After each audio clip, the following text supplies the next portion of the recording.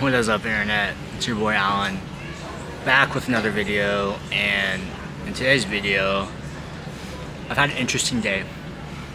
Initially I thought my flight was 1:20 p.m. from Saigon to Shanghai, but it turns out it was 1:20 a.m. They print their tickets out in military time zone. So I pulled up to the airport.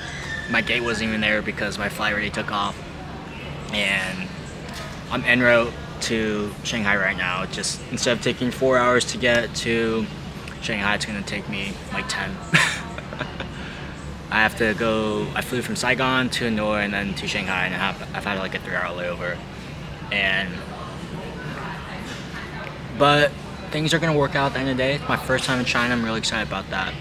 And in this video, I want to talk about what's been like, or how it feels to turn 29. I think 29 feels like a grown-ass adult age. 28 felt like, I don't know, it just had more of an excuse to be young. But I also feel it in my behaviors. I remember, let me rewind.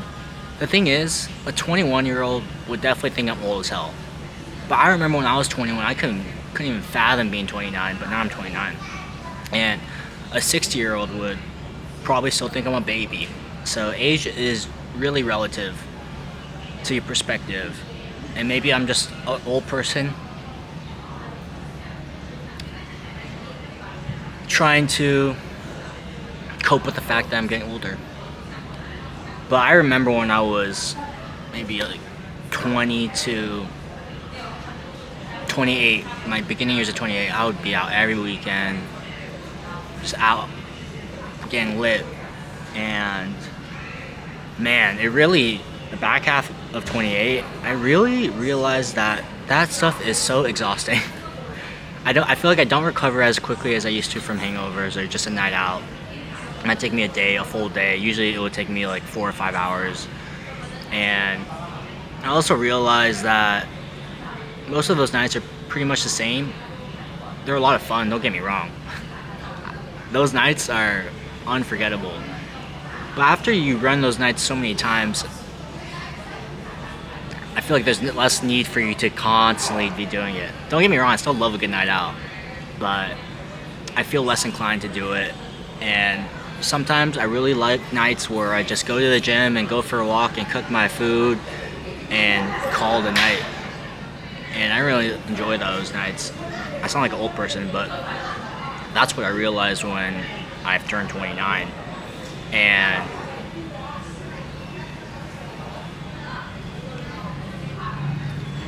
it's interesting because I feel so young. I still can't believe that when I look myself in the mirror, I still see the 12-year-old Alan. But I'm actually 29 now. And that blows my mind because I still feel like a kid at heart, but my age on paper is a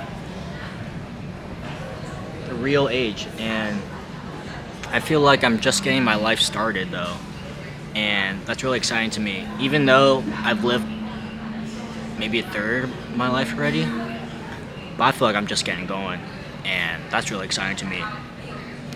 Like, I still enjoy doing the things I did when I was 16 of just having fun with my friends,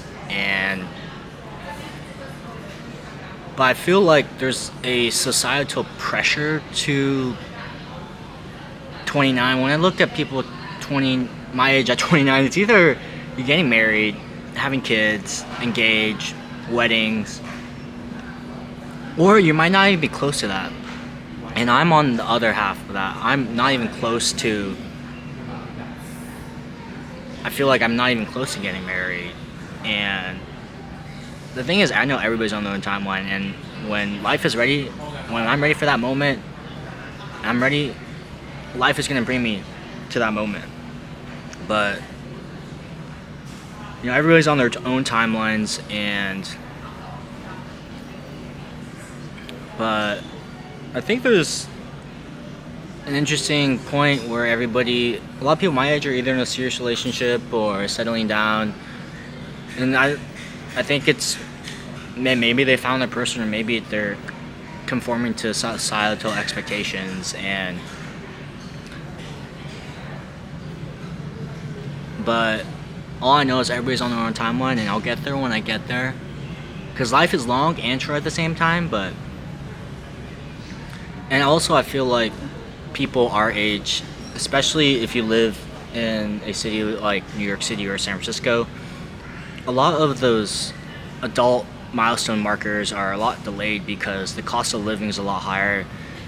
Like the marks of being an adult, quote unquote, is buying a house, starting a family, having kids. But these days, it's a lot more expensive to do that. So a lot of people are maybe subconsciously delaying that in those major cities because they understand that the cost of living in those cities to have kids and have a family is super expensive. So people want to extend those timelines out. Versus if you are in a lower cost of living city in a different part of the country in the U.S., and maybe there's not that many opportunities to do other things, and that's the most logical next step where you see people do is getting married and having kids. It's a hypothesis of mine of why I think a lot of people in major cities have a slower arc or curve of quote unquote growing up, of having kids and family and whatnot. I still feel like a big baby, but now I have a little bit more money than I used to, which has been kind of nice because I've been able to travel and not have too many responsibilities. I think that's a amazing blessing at times. But also, I do like the idea of possibly having a family and settling down and building a life with the right person. But I'm still looking for that right person. And I don't know, maybe my standards are too high, but a part of me feels like if I'm continuing to constantly improve myself and not be a bum, I feel like I should be shooting for the stars in terms of my partner. But also, I don't know, actually don't know if that's right, because there comes a point in time where everybody's going to annoy you a little bit, and there's nobody that's going to be perfect. So you do need to just choose what percentage of the person you're willing to deal with, and just have that connection too. But that's a different topic for a different day. And I guess I just thought about, maybe I'm shooting for the stars almost too much, and I need to dial it back a little bit. Can't have everything, but sometimes I want everything. But being 29, I feel like from a social standards expectations, I'm definitely behind, quote unquote, because I don't have a family, I don't have a long-term relationship, I don't have a house, I'm unemployed. I did the race for 5 or 6 years, the corporate life, and that's allowed me some beautiful experiences to be able to travel the world and do this stuff. So you can't hate on it too much.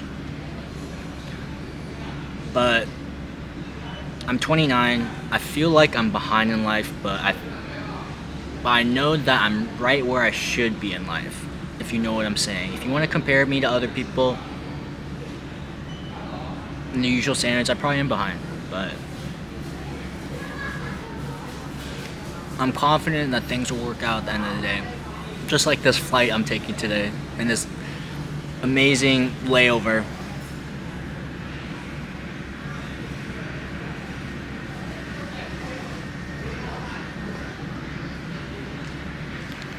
But all in all, 29 is a real adult age, and I'm truly blessed to see 29. I'm excited to see many more years and have many more great memories with my friends and family. I'm blessed to be sitting in this airport talking to y'all, and no matter the ups and downs of life, like even today, it was a bit of a stressful experience, but it just builds more confidence in myself that I'm able to problem solve and get myself out of situations. And no matter the ups and downs of life, I'm gonna keep working, I'm gonna keep improving, and I feel like if I'm able to do that, I'll be able to accomplish the goals I set in front of myself. But if I ever lose that in myself, I'll be a little bit disappointed. But 29 is an interesting age. I'm young.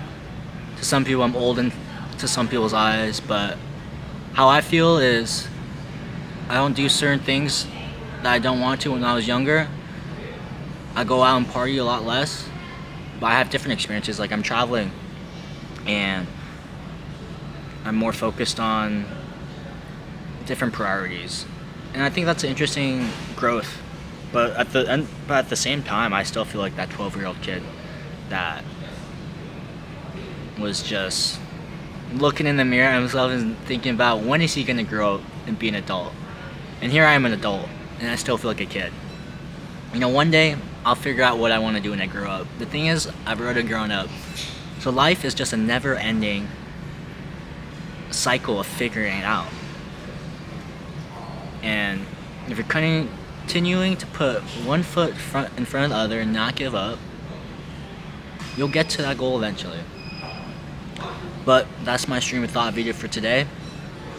I'm excited to see what China brings. I've loved my time in Saigon. I'm in Ho Chi Minh actually right now. And I'm in Hanoi, and Hanoi's way more chill than Saigon. It's like if you were in Manhattan and then you took a breather out into deep Brooklyn. That's what it feels like. But that's the end of this video. Thanks for tuning in, and I'll see everybody in the next one. Peace.